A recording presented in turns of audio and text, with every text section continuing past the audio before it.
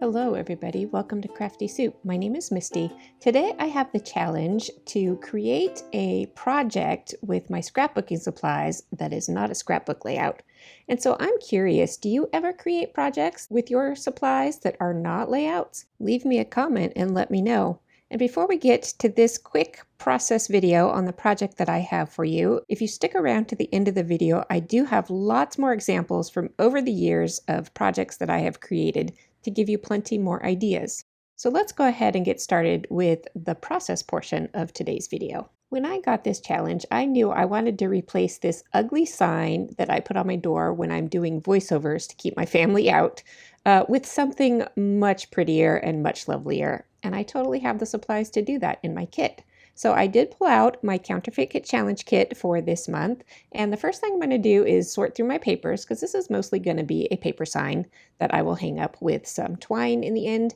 And I chose just a few patterns that I thought could work for this. And of course, because it's a word sign, I had to pull out all my alphabets. And the colorful alphabets that I have in this kit are going to be really fun to make this sign. So the first thing I wanted to do was make the main words of the sign to know how big I needed to size my sign. It came in at a little bit over 8 inches long, so I'm going to make the height of my sign in kind of proportion to that. So I don't even know what I ended up doing there, but you can see it's a nice little rectangle. It's not too big. It'll hang on the door nicely. And then I'm just going to decorate this up really simply. Like I said, this is a quick process video. So I chose that star paper because when I'm doing voiceovers, I feel rather fancy that I never imagined as a kid that I would be in some kind of film production capacity. That never even dawned on me.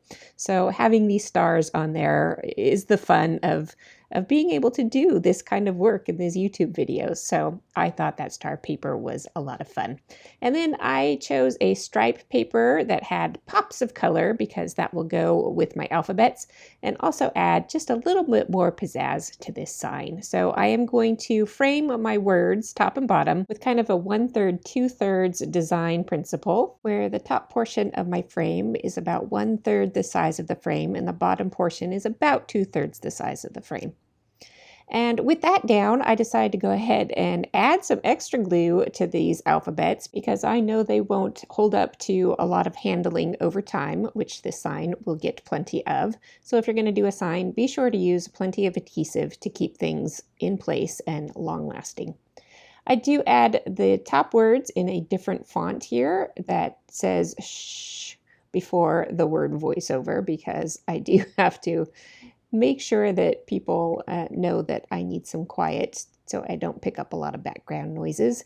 My recording area is actually just in my living room, which is adjacent to the kitchen, so that often it picks up some kitchen noises of clinking of dishes and grinding of coffee and all of that. So once the base of my sign is done, I do pull out embellishments from my kit, and as I play with different pieces of embellishments, I know none of this is working. And so I just decided to add a bit more words to my title so it all reads shh, voiceover in progress. And I'm just going to spruce it up with some extra stars. These are fabric chipboard stars in my kit. And you can see I was still looking at some other embellishments, knowing that it just isn't working. And so I pull out my twine, punch some holes, and here's a tip. When my twine is very twisty, I do wet it down with a couple spritzes of water, and that helps relax any of those kinks in the twine, depending on the material your twine is made out of. But I find that helps with a lot of different materials. And I will add plenty of glue to the back of those knots. I do tie the knots on the back so they're not visible, and so they're not lumpy bumpy on the front. Once that glue is mostly dry, I put a protective mat down on my surface because it wasn't 100% dry. I am going to go ahead and cover up those holes on the front with those chipboard stars that I mentioned, and that will make the sign look just a little bit more finished so you don't see that gaping hole and the bulk of the string coming through. I do give those chipboard stars a little bit of weight to help them adhere the best, a couple more down below. And that really does finish off this project. Those stars, I think, are plenty of fun that I didn't need a lot of other embellishments on there. Now, let me give you a tip for hanging signs. I am a huge fan of these 3M removable adhesive hook products. And the magic of these come from these sticky tabs. They're double-sided sticky, and you leave that little tab available so that when you're ready to remove these, you can just pull on that tab and they come off nice and cleanly. So those tabs are perfect for any lightweight temporary things that you need to hang. We will take a couple of close-up looks at this project in action before we move on to the slideshow. Here you can see it hanging on the door that separates my kitchen from my living room, and that door is very handy for doing voiceovers. And when this sign is not in use, I do hang it on our message center, which is right behind that door.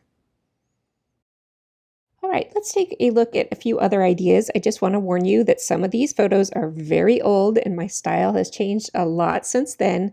So knowing that, let's go ahead and dive in. Let's start with some practical items first. I created this clothespin holder for my clothesline out of an upcycled t-shirt and stamps, inks, as well as little die cuts that I die cut fabric out of to create that little clothesline. Next up is this accordion coupon book holder that I kept in my purse for many years until most coupons went digital anyway.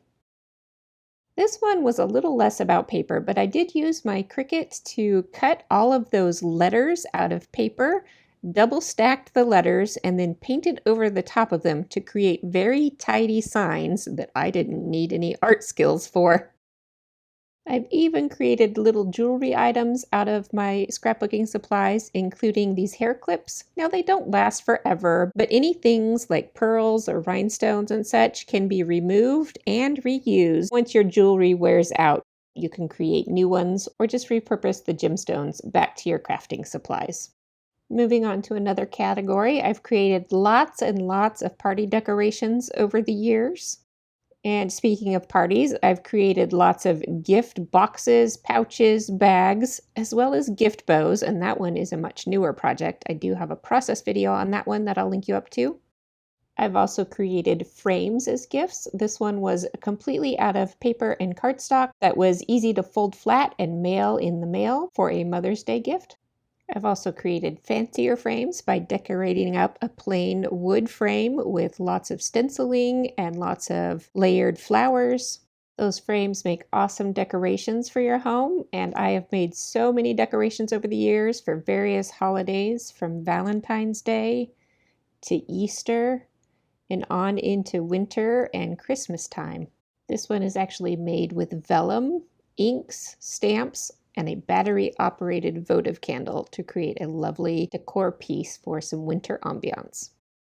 Other decorations have included these magnet photo frames. Now, my scrapbooking space is in an unfinished basement, and over the years I have been in various parts of the basement, this part being a particularly ugly portion of the basement that I tried to cheer up with some decorations. And I will leave you with this final motivational sign that I created. This is actually one of the favorite projects that I've created over the years, and it's been in my scrapbook space for many, many years, and I do smile every time I look at it because it does make me happy. So that's it for this video. I hope you got lots of ideas on things to do with your paper crafting supplies to bring a little more joy and variety to your crafty life. I will be back on Wednesday with the SET Sampler Kit unboxing and project for you. Until then, I hope you have an artful day.